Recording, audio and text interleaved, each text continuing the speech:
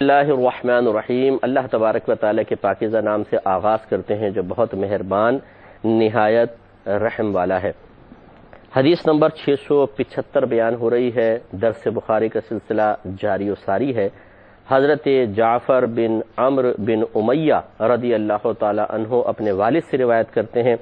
کہ انہوں نے یہ بیان کیا کہ رسول اللہ صلی اللہ علیہ وسلم بکری کی ایک دستی دانتوں سے کھا رہے تھے،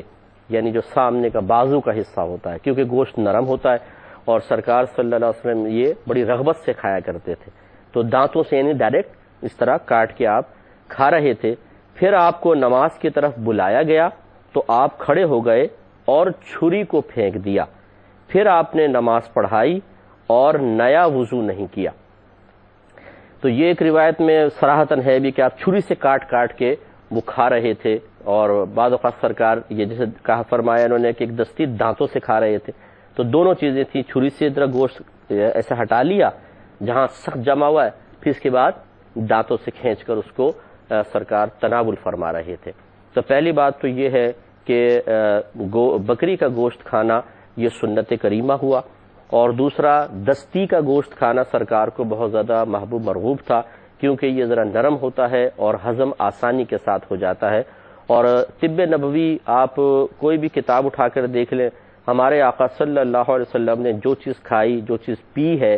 اس میں بے شمار طبی فائدے ہیں، تو لہٰذا اگر پاسبل ہو تو پھر دستی خاص طور پر سنت کی نیت سے کھا لی جائے۔ ہم تو زبان کے چٹخاروں کے لیے کھاتے ہیں، جب اس قسم کی چیزیں کھاتے ہیں تو سنت یاد بھی نہیں ہوتی ہے، تو بہتر ہے کہ ذہن میں سنت یاد کر کے حاضر کر کے اور اس نیت سے کھائیں کہ چلو میں نبی کریم کی سنت پوری کر رہا ہوں، ذائقہ تو پھر بھی مل جائے گا اور سنت ادا ہو جائے گی۔ دوسری بات یہ ہے کہ کبھی ایسا ہوتا ہے کہ ایسی سنتیں بہت اچھی لگتی ہیں جو کھانے پینے سے متعلق ہوتی ہیں، دیگر سنن اور آداب کو انسان پورا کرنا پسند نہیں کرتا، یہ بھی ایک غلط طریقہ ہے۔ انسان کو چاہیے کہ نبی کریم صلی اللہ علیہ وسلم کی اگر وقت بھی ہے اور آپ مطلب کوئی ایسا بڑا کام نہیں کر رہے کہ ان سنن اور مستحبات میں مشغولیت سے وہ بڑا کام آپ کا متاثر ہو جائے جسے عوام الناس ہوتی ہے، تو بہت بہتر ہے کہ ان سنن پر عمل کیا جائے، یہ اچھی سعادت کی بات ہے۔ پھر آپ کو نماز کی طرف بلایا گیا، یعنی ہوتا یہ تھا کہ سرکار جیسے حجرے میں ہے تو پھر مؤذن آ کے بتاتے تھے یا رسول اللہ جماعت کا ٹائم ہو گیا، یعنی صحابہ کرام آگے، ٹائم تو کوئی فکس نہیں تھا، صحابہ کرام جب کثیر اذان کے بعد جمع ہو جاتے تو آ کے اطلاع دی جاتی رسول اللہ کافی صحابہ آ گئے، پھر سرکار آ کے نماز پڑھا دیا کرتے تھے۔ تو جب انہوں نے کہا تو سرکار صلی اللہ علیہ وسلم کھڑے ہو گئے اور چھری کو پھینک دیا، یعنی زمین پہ ڈال دیا، پھر آپ نے نماز پڑھائی اور نیا وضو نہیں کیا، جس سے یہ ثابت ہوا اس حدیث سے کہ کھانا کھانے سے کوئی وضو نہیں ٹوٹتا ہے، اور سرکار نے نیا وضو نہیں کیا، یعنی کلی وغیرہ بھی نہیں کی، ڈائریکٹ جا کے آپ نے نماز پڑھا دی۔ اس سے بھی معلوم ہوا کہ اگر کوئی ہم نے چیز کھائی ہے اس کا تھوڑا بہت اثر اگر منہ میں رہ جائے، کلی کرنے کا موقع نہ ملے اور ہم جماعت میں کھڑے ہو جائیں تو اس سے کوئی نماز کے فساد کا تعلق نہیں ہوتا ہے۔ جیسے بوٹی وغیرہ پھنسی رہ گئی، یا اسی طرح چائے پی کے جیسے ہم نماز کے لیے کھڑے ہو گئے تو ہلکی ہلکی مٹھاس محسوس ہو رہی ہے زبان پر، تو اس سے کوئی نماز میں فرق نہیں پڑتا، چاہے آپ نے وہ اس کا تھوک نگل بھی لیا اندر، نہیں ٹوٹے گی نماز۔ اور اسی طرح کوئی بوٹی وغیرہ تھوک کے ساتھ مل کے یعنی چھوٹی موٹی جیسے دانتوں میں پھنس کے اندر چلی گئی تو وہ بھی معاف ہوتی ہے، اس سے نماز فاسد بہرحال نہیں ہوتی۔ ایک اس میں بات یہ بھی توجہ طلب ہے کہ سرکار چھری سے کاٹ رہے تھے، اس کا مطلب یہ ہوا کہ چھری وغیرہ کا استعمال گوشت میں کھاتے ہوئے استعمال کرنا یہ بھی سنت کریمہ ہے، جیسے بعض لوگ چھری سے کاٹتے ہیں گوشت اور پھر سرکار تو دانتوں سے کھا رہے تھے ڈائریکٹ اس طرح کھینچ کے، عربوں کا اکثر طریقہ یہ تھا، لیکن آج کل کے دور میں اگر کوئی کانٹا استعمال کرتا ہے کہ ایک ہاتھ میں کانٹا رکھا، ایک ہاتھ میں چھری سے کاٹا اور کانٹے سے اٹھا کے منہ میں رکھا، تو اس میں کوئی حرج نہیں ہے، لیکن ہماری گزارش ہے کہ اگر یوں کر لیا جائے، ہوتا یہ ہے کہ چھری سیدھے ہاتھ میں رکھتے ہیں، کانٹا الٹے ہاتھ میں، انگریزوں کی تقلید میں وہ کاٹا چھری سے اور الٹے ہاتھ سے اٹھا کے منہ میں رکھیں گے، حالانکہ نبی کریم صلی اللہ علیہ وسلم نے ارشاد فرمایا کہ سیدھے ہاتھ سے کھاؤ، سیدھے ہاتھ سے پیو، سیدھے ہاتھ سے لو اور سیدھے ہاتھ سے دو، اس لیے کہ شیطان الٹے ہاتھ سے کھاتا پیتا لیتا اور دیتا ہے۔ تو اس لیے گزارش یہ ہے کہ فیشن کی طرف نہ آئے، خالی لوگوں کو دکھانے کے لیے، متاثر کرنے کے لیے اپنی پوری محفل میں انفرادیت قائم کر کے ایک حظ نفس صرف مزہ حاصل کرنے کے لیے ایسا نہ کریں کہ آپ سنت کا خون کریں کہ چھری سے کاٹا اور الٹے ہاتھ سے ضرور کھانا ہے، چھری کو ادھر پکڑ لیں آپ یا چھری سے کاٹ لیں پھر سیدھے ہاتھ سے ہی کانٹا اٹھا کے اس کو کھائیں، یہی بہتر طریقہ ہے۔ کوئی آپ کو برا بھلا نہیں کہے گا، اور نہ الٹے ہاتھ سے اگر آپ کھائیں گے تو یہ آپ کی صرف ایک نفسیاتی بیماری ہے کہ شاید مجھے دیکھ کر کوئی کہے گا الٹے ہاتھ سے کھا رہا ہے، بے ویری گڈ، کوئی فرق نہیں پڑتا، کوئی آپ کو دیکھ کر اچھا نہیں کہے گا، نہ کوئی آپ سیدھے ہاتھ سے کھائیں گے تو دیکھ کے کہیں گے یہ کیا اتنے بیکورڈ ہو گئے سیدھے ہاتھ سے کھا رہے ہو، ایسی کوئی مسئلہ نہیں ہے، صرف ہمارے ایک نفسیاتی معاملہ ہوتا ہے کہ ہم اس محفل کا ایک حصہ بننے کے لیے اور اپنے آپ کو مطلب احساس کمتری سے، جو بے جا احساس کمتری اس سے نکالنے کے لیے خلاف سنت طریقوں پہ عمل پیرا ہونے کے بعد سمجھتے ہیں کہ شاید ہم کچھ قوم کو متاثر کر رہے ہیں، یا کم از کم ہم نے یہ ثابت کر دیا کہ ہم آپ سے پیچھے نہیں ہیں، ہم آپ ہی کے لیول کے لوگ ہیں۔ تو اس طریقے سے ہرگز نہیں کرنا چاہیے۔ تو آج کل کے دور میں اگر چھری کانٹا استعمال کیا جائے اس میں کوئی حرج نہیں ہے، کیونکہ ہمارے آقا صلی اللہ علیہ وسلم نے اگرچہ ہاتھ سے کھانا تناول فرمایا ہے لیکن ان چیزوں سے منع بھی تو نہیں فرمایا۔ یہ چیزیں اگر اس زمانے میں چمچہ یا کانٹا ایجاد ہوتا اور پھر سرکار اس کو چھوڑ دیتے اور ہاتھ سے تناول فرماتے تو شاید کوئی بات تھی، لیکن ان چیزوں کا استعمال کم از کم چھری کو تو دیکھیں ادھر سے ثابت ہوا، اور اگر یہ چمچے کانٹے اس دور میں ہوتے تو رحمت کونین صلی اللہ علیہ وسلم پھر اگر منع فرماتے تو ٹھیک ہے، ورنہ اگر نہیں منع فرمایا سرکار نے تو ان چمچوں سے یا کانٹوں سے کھانا یہ خلاف سنت نہیں کہلائے گا۔ جیسے میں آپ کے سامنے کرسی پہ بیٹھ کر ٹیبل پہ کتاب رکھ کر بیان کر رہا ہوں، تو کیا یہ خلاف سنت ہے کہ ہمارے آقا تو کبھی اس طرح کرسی پہ نہیں بیٹھے، کبھی آپ نے کسی کتاب کو دیکھ کر بیان نہیں کیا، کبھی آپ نے ٹیبل رکھ کے سامنے بیان نہیں کیا، تو کیا یہ خلاف سنت کہلائے گا اور میں قابل گرفت ہو جاؤں گا؟ آپ کہاں کہاں مجھے بیٹھ کے سن رہے ہیں، کوئی بستر پہ بیٹھا ہوا ہے بیڈ پہ، کوئی صوفے پہ بیٹھا ہوا ہے، کوئی ڈائننگ ٹیبل پہ بیٹھ کے سن رہا ہے، تو کیا صحابہ نے ایسا سنا تھا؟ تو آپ سب یہ خلاف سنت کام کر رہے ہیں۔ اس چیز کو ذرا سمجھنا چاہیے کہ ہر چیز خلاف سنت نہیں ہوتی، ترک سنت میں خلاف سنت میں زمین آسمان کا فرق ہوتا ہے۔ اگر ہمارے آقا صلی اللہ علیہ وسلم نے کوئی طریقہ عمل کیا اور اس کی تلقین نہیں فرمائی، اگر آپ اس کے خلاف کرتے ہیں تو یہ صرف ترک سنت ہے، خلاف سنت نہیں ہے۔ ترک سنت برا نہیں ہوتا، خلاف سنت برا ہوتا ہے۔ خلاف سنت کا تحقق اسی وقت ہوگا کہ جب نبی کریم صلی اللہ علیہ وسلم کوئی عمل لگاتار کرتے چلے جائیں اور پھر اس کی ترغیب بھی دیں، تھوڑی بہت ہی چائے دیں لیکن عمل دائمی ہو، تو پھر وہ اختیار کرنا چاہیے، وہ خلاف سنت ہو سکتا ہے کیونکہ دوام اور استمرار سرکار کا ہے۔ اور یا پھر آپ نے عمل کر کے دکھایا، اس کی تلقین بڑی سختی کے ساتھ کر دی، تو اس تلقین کو یعنی سرکار کے حکم کو اب ٹالتے ہوئے اس کے خلاف کرنا، یہ خلاف سنت ضرور کہلائے گا اور قابل گرفت ہے۔ لیکن اب بتائیے کیا سرکار نے چمچہ سے کھانے سے منع فرمایا، کانٹے سے کھانے سے منع فرمایا، کہ یہ فرمایا کہ ضرور ہاتھ سے کھاؤ کسی اور آلے سے نہ کھاؤ؟ نہیں۔ تو اب یہ پھر وہی بات میں آپ کو گزارش کروں گا، شادی بیاہ میں ہاتھ سے کھا رہے ہیں اور اگر کوئی عالم چمچہ استعمال کر رہا ہے تو اس کو طنزیہ نگاہوں سے دیکھ رہے ہیں اور اشارے کر رہے ہیں کہ دیکھو یار یہ ہے علماء کا حال، ہاتھ سے نہیں کھا سکتے تھے سنت کے مطابق؟ بھائی تو یہ چمچے سے اگر کھا رہا ہے تو یہ بھی ہاتھ استعمال ہو رہا ہے، یہ بھی ہاتھ سے ہی کھانا کہلاتا ہے؟ یا یہ چمچہ یوں ہوا میں اڑا دیا، چمچہ خود بخود آ رہا ہے، یوں منہ میں کھانا ڈال رہا ہے، ہاتھ نیچے رکھے ہوئے ہیں، تو پھر تو بات ہے کہ بھئی یہ ہاتھوں سے نہیں کھا رہے، دیکھو خود بخود چمچہ ان کے پیٹ میں منہ میں کھانا پہنچا رہا ہے۔ یہ بھی تو ہاتھ سے ہی کھا رہے ہیں، فرق اتنا ہے کہ ہاتھ سے آپ نوالا بنا رہے ہیں چاول کا اور پھر کھا رہے ہیں، اور یہ چمچے سے کھا رہے ہیں ہاتھ سے ہی۔ اعلیٰ درمیان میں استعمال کرنے میں کوئی حرج نہیں ہے، بلکہ بعض اوقات ایسا ہوتا ہے کہ ہاتھ سے کھانے والے کھاتے ہیں اور پھر کوئی چیز نہیں ملتی تو بس یہ وہ کسی کشن سے پہنچ دیا ہاتھ، اور کبھی کچھ حرکتیں کر رہے ہیں، کبھی ٹیشو سے صاف کر رہے ہیں، کبھی ٹیشو سے صاف کر رہے ہیں، ہاتھوں میں مرچوں کی وہ اسمیل ہو رہی ہے اور مرچیں لگ گئی ہیں، کھانے کی خوشبوئیں آ رہی ہیں، یا صابن نہیں ہے تو خالی ہاتھ میں سے دھو لیا، چکنائی لگی ہوئی ہے، پھر وہ بعضوں کو دیکھا ہے وہ چادر ادر ہوتی ہے اسی سے اپنے ہاتھ پر صاف کر لیتے ہیں، وہ اتنی گندی اسمیل آ رہی ہوتی ہے چادر سے کچھ انتہا نہیں۔ تو اس طرح کی حرکتیں قطعاً غیر مناسب ہیں۔ تو اس لیے بعض چیزیں ایسی ہیں، اچھا بعض یہ بھی کہہ دیتے ہیں کہ یہ تو جی انگریزوں کی سنت ہے کہ چمچے کانٹے سے کھانا۔ ارے بھائی انگریز کوئی آسمان سے لے کر آئے؟ یہ تو اللہ تعالیٰ نے پیدا کی ہیں چیزیں، اور خود قرآن عظیم میں ہے کہ هو الذی خلق لکم ما فی الارض جمیعا، اللہ تعالیٰ فرماتا ہے کہ زمین پر جو کچھ ہے اللہ تبارک و تعالیٰ نے اسے تمہارے نفع کے لیے پیدا کیا ہے، اس لیے چمچہ کانٹا بھی میرے اللہ نے پیدا کیا ہے اور خود اجازت دے رہا ہے کہ تمہارے نفع کے لیے استعمال کرو۔ اب کون منع کر سکتا ہے مجھے بتائیے؟ ہر چیز کا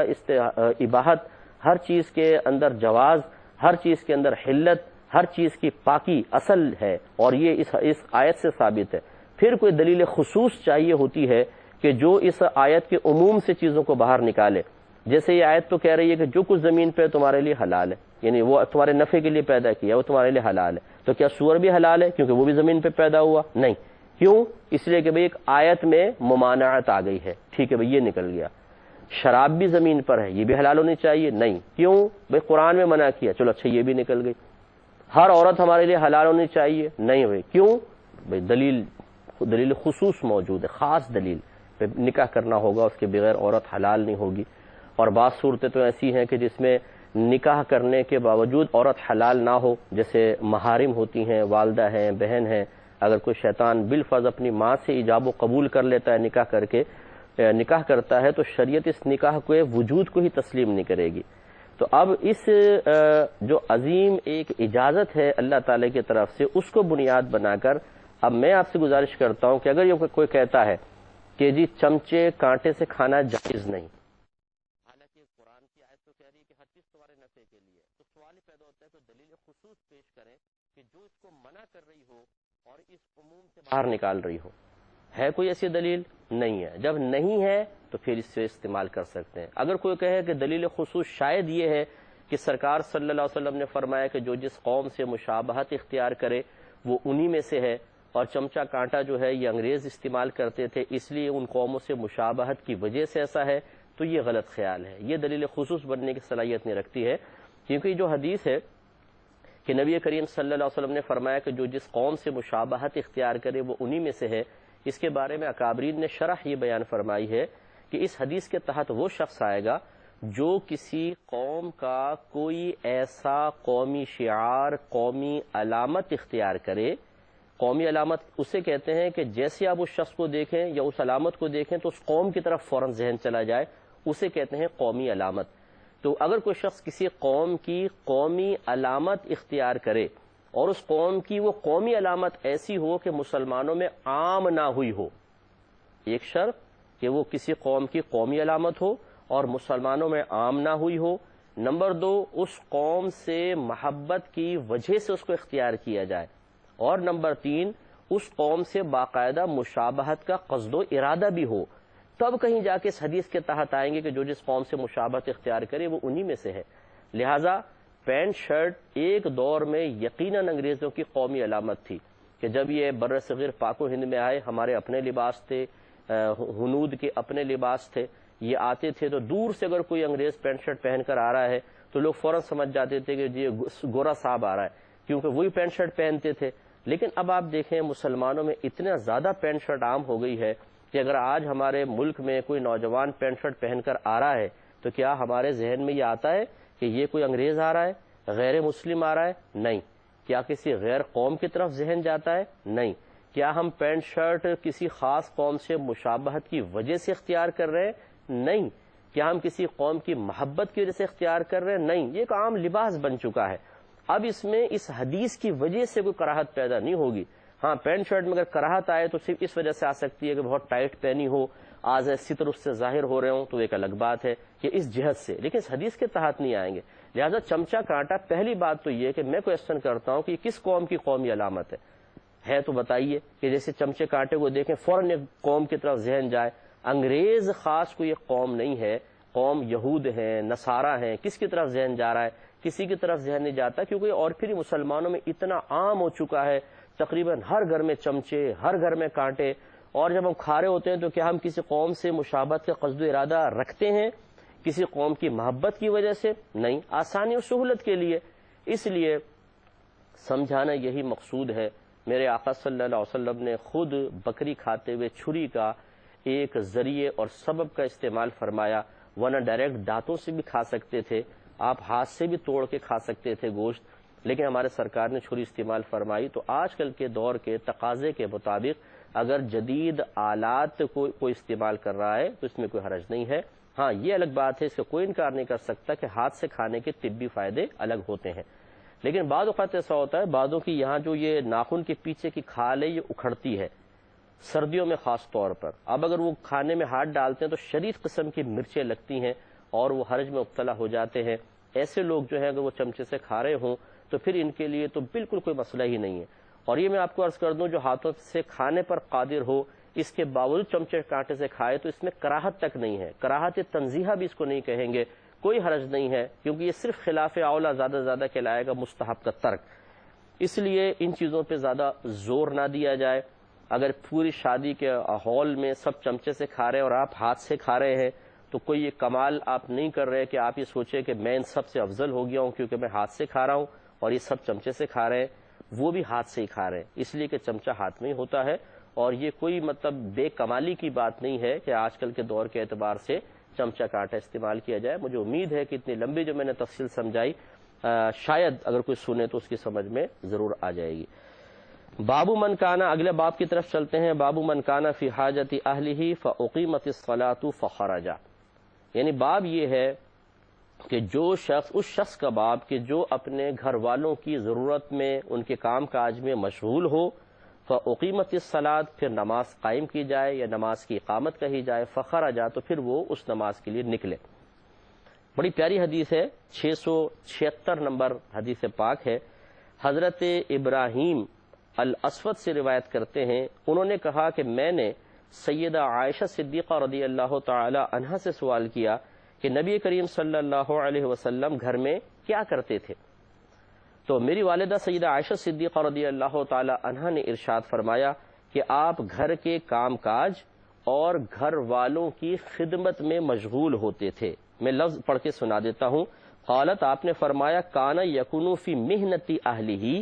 آپ اپنے گھر والوں کے کام کاج میں مصروف ہوتے تھے۔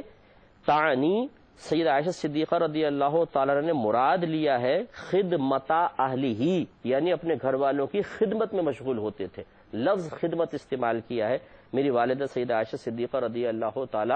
عنہا نے۔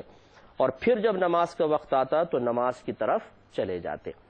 تو یہ کتنا پیارا طریقہ کار ہے۔ صحابہ کرام نے سیدہ عائشہ صدیقہ رضی اللہ تعالی عنہا سے پوچھا کہ سرکار گھر میں کیا کرتے تھے؟ تو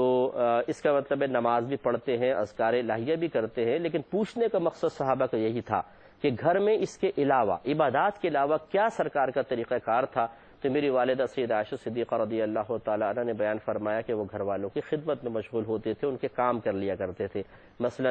اگر خادم تھک جاتا تو میرے آقا کبھی کبھی اس کے ساتھ چکی پیسنے میں مدد کر دیا کرتے تھے۔ جانور، یہ کوئی چارہ وغیرہ کا مسئلہ ہو گیا، گھر کا سودا سلف سرکار لے کر آتے تھے۔ بعض اوقات اپنے کپڑوں میں پیوند لگا لیا کرتے تھے۔ اس طرح سرکار گھر کے کام بھی کیا کرتے تھے۔ اس سے معلوم یہ ہوا کہ جو مرد حضرات ہیں، یہ ان کے بارے میں یہ سوچنا، مطلب یہ مرد حضرات یہ سوچیں کہ گھر کا کام صرف عورت کا ہی کام ہے اور میں اگر گھر کے تھوڑے سے کام میں بھی ہاتھ لگاؤں گا تو میری عزت گھٹ کر بہت کم ہو جائے گی، یہ جہالت کی بات ہے اور غلط بات ہے۔ یہ عظیم لوگوں کا کام ہے کہ اپنے گھر والوں کے ساتھ تھوڑا بہت ہاتھ بٹا دینا۔ اب یہاں دیکھیں تقسیم، دیکھیے، اگر ایک خاتون ہے، اس کا ہسبینڈ اس کے ساتھ مدد کر رہا ہے کہ وہ سبزی کاٹتی ہے، مٹر چھیل رہی ہے مثال کے طور پہ، شوہر نے کہا چلو میں بھی تمہارے ساتھ چھیل دیتا ہوں، بہت ساری مٹر ہیں پورے گھر والوں کے لیے پکانی ہے، تو بڑی خوش ہو جائیں گی۔ اچھا، اس نے پالک ساتھ میں کاٹ دیا، اس نے گندے برتن اٹھا کے سنک میں رکھ دیے، یا شوہر نے 2-4 برتن دھو کے ہی رکھ دیے، تو بہت خوش کہ دیکھو میرا شوہر کتنا اچھا ہے، کتنا میرے ساتھ کوآپریٹ کر رہا ہے۔ اچھا، اب بیٹے کی شادی کی، اگر بیٹا بہو کے ساتھ مل کے اس طرح کام کر لے تو فوراً ماں کہے گی دیکھا اس نے ایسے تعویذ کر دیے، کمبخت مٹر چھلوا رہا تھا اس کے ساتھ بیٹھ کر، میں نے اپنی آنکھوں سے دیکھا، برتن دھو رہا ہے، برتن دھلوا رہی ہے وہ۔ تو یہ ہمارے یہاں دوہرا معیار ہے کہ اپنا شوہر ساتھ دے تو بڑی خوش ہیں، اور بیٹا اگر بہو کا وہ بھی تو اپنی بیوی کا ساتھ دے رہا ہے تو آپ کو کہنا چاہیے کہ ٹھیک ہے بیٹا، بہت اچھی بات ہے، میاں بیوی دونوں گھر کا جز ہوتے ہیں، اگر اتنا کام زوجہ کر رہی ہے، تھوڑا سا کام تم نے کر لیا تو بہت اچھی بات ہے، ہاتھ بٹاؤ، وہ بھی تو کسی کی بیٹی ہے۔ اسی طرح اگر داماد کر رہا ہو بیٹی کے ساتھ اچھا کوآپریٹ، تو اللہ ایسا داماد سب کو عطا فرما دے۔ اتنا اچھا ہے، کبھی کبھی تو جھاڑو تک دے دیتا ہے، میری بیٹی اگر سو رہی ہوتی ہے برتن دھو دیتا ہے ساتھ، اتنا اچھا، اے اللہ ایسا داماد سب کو عطا فرما۔ اور بیٹا اگر کرے تو جوروں کا غلام ہو گیا اور اس پہ تعویذات کرو۔